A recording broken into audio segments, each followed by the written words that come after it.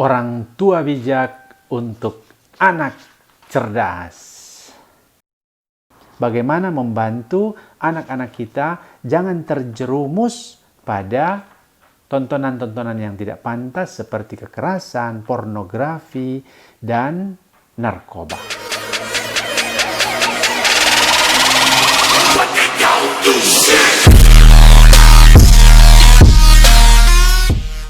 Salam jumpa bersama saya Pastor Chris dalam berbagi inspirasi hari ini. Kali ini dengan tema yang agak beda dari biasanya, yaitu bagaimana orang-orang tua, khususnya ibu-ibu, mama-mama, mendampingi anak-anak cerdas di zaman ini, di era pandemi COVID-19. Anak-anak sekarang harus belajar dari rumah, tiap hari berhadapan dengan komputer, dengan laptop, dengan HP, gadget, dan seterusnya. Dan coba lihat betapa cerdas anak-anak kita. 1-2 kali pegang alat-alat ini, mereka kuasai semua.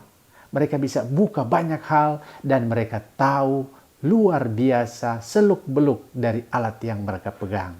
Beda dengan kita orang tua.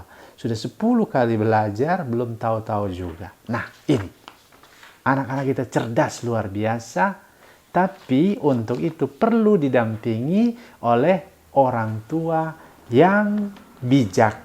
Nah, ini. Mari kita berbagi inspirasi dengan mendampingi anak-anak cerdas. Dibutuhkan orang tua yang bijak. Saya berikan beberapa tips untuk menjadi orang tua bijaksana. Yang pertama, kita lihat bagaimana mengontrol YouTube dalam gadget yang anak-anak kita pakai. Yang kedua, bagaimana mengontrol Play Store yang ada di gadget kita, gadget anak-anak. Dan yang ketiga, lebih langkah-langkah praktis pendidikan pembinaan anak oleh orang tua yang bijaksana.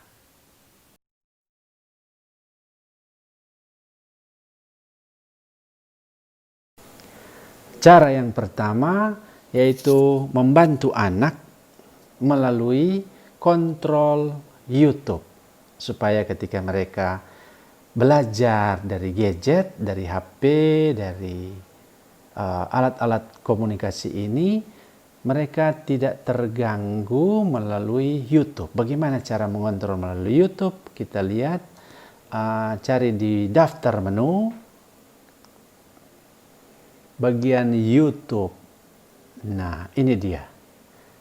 Ini ada gambar YouTube, kita klik YouTube, lantas keluar, kita cari settingnya di mana. Settingnya ada di sini. Pojok sini ada 3, kita klik yang ini, akan keluar daftar seperti ini. Sesudah itu kita cari settingnya di mana. Ya. Setting YouTube. Kelihatan sekarang, ini bagian bawah ada tulisan setting. Ya. Klik setting, lantas kita cari, sesudah setting, itulah cari general atau umum. Ini, tulisan general di bagian atas atau umum, lantas kita cari mode restricted untuk mengatur. Di sini masih ada off, nah dikasih on yang ini. Mode, restricted mode, untuk mengatur. This help hide, untuk mengontrol apa yang video-video dewasa. Nah, ini masih off, jadi kita buat on sehingga anak tidak akan bisa, atau alat gadget ini, di dalam gadget ini YouTube tidak akan mengeluarkan video-video tontonan orang dewasa. Oke, kita tutup.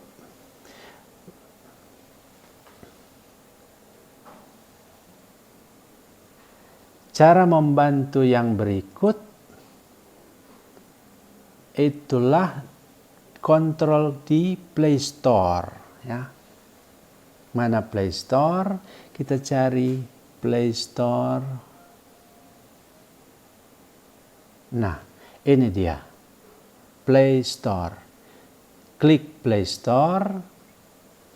Sama persis bentuknya, kita cari settingnya. Setting ada di pojok sini, 3 ini diketik, keluar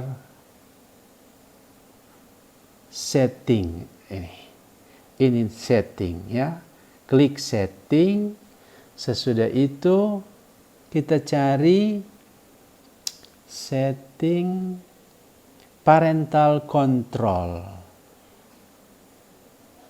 supaya dengan begitu anak-anak yang mau download harus izin orang tua, kasih on. Kontrol untuk dari orang tua untuk anak-anak masih off di sini. Ini kelihatan masih off. Kita on kan, buat menjadi on supaya semua di bawah kontrol orang tua. Caranya bagaimana? Klik ini. Nah, akan keluar seperti ini. Di sini bagaimana cara on? Diklik di tombol ini. Dia akan minta nomor PIN. Jadi harus diisi PIN. Misalnya 1234, 1234. Terserah orang tua mau isi nomor berapa supaya tidak diketahui oleh anak-anak. Kalau mereka tahu, mereka bisa rubah. Ya, ini hanya untuk kontrol orang tua. Oke. Buat sama lagi, ulang 1234. Oke. Nah, dengan cara begini sudah jadi on. Coba lihat. Parental control are on. Sekarang sudah jadi on. Setelah on, apa yang dibuat? Settingnya. Set control restriction. Itu lihat game dan aplikasi. Nah, akan keluar seperti ini. Ya.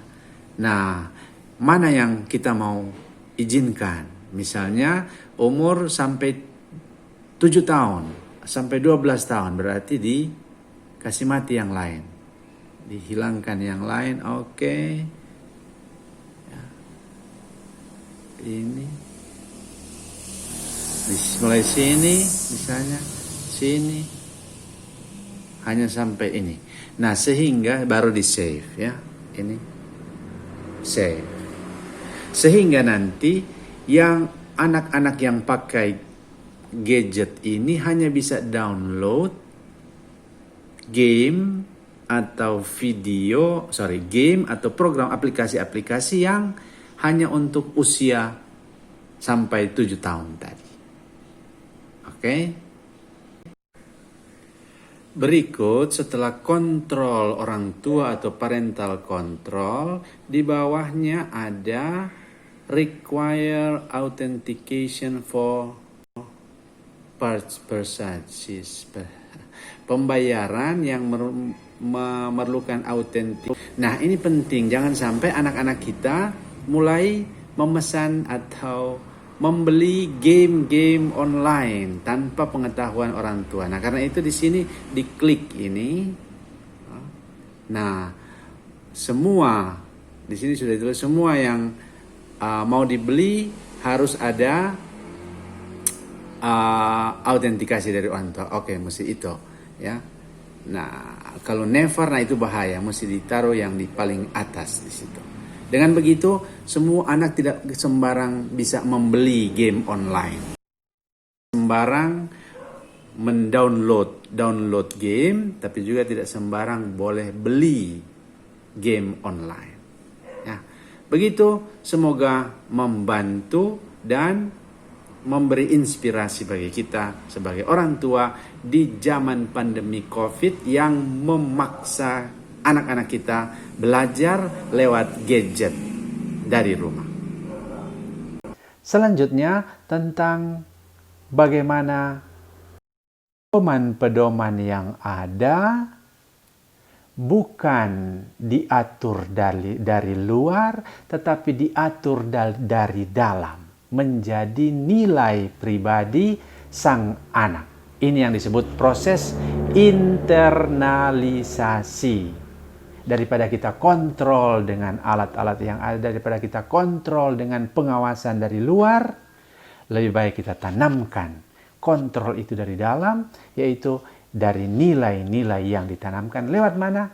Itulah lewat disiplin. Nah, ini yang bagus. Mari orang tua yang bijak, kita menanamkan disiplin kepada anak-anak kita sejak dini. Pada waktu usia dini ini, disiplin dengan gampang boleh kita tanamkan. Ketika mereka sudah besar, menjadi agak sulit. Seperti contoh saja, buang air kecil. Ketika masih kecil, sulit diatur. Tapi ketika lama-lama diajar, akhirnya badan mereka, tubuh mereka menjadi disiplin dan tahu jam berapa bisa pipis. Tidak bisa pipis tengah malam di tempat tidur. Itu pertama-tama susah. Lama-lama ketika diajar, body clock-nya, jam tubuhnya mulai berjalan karena disiplin, dan akhirnya mereka bisa pipis pada waktunya, pada tempatnya. Makan, bayi tidak teratur makannya, tapi kelamaan diatur, diajar, akhirnya jadi disiplin, tubuhnya tahu kapan saya boleh makan, kapan saya tidak boleh makan.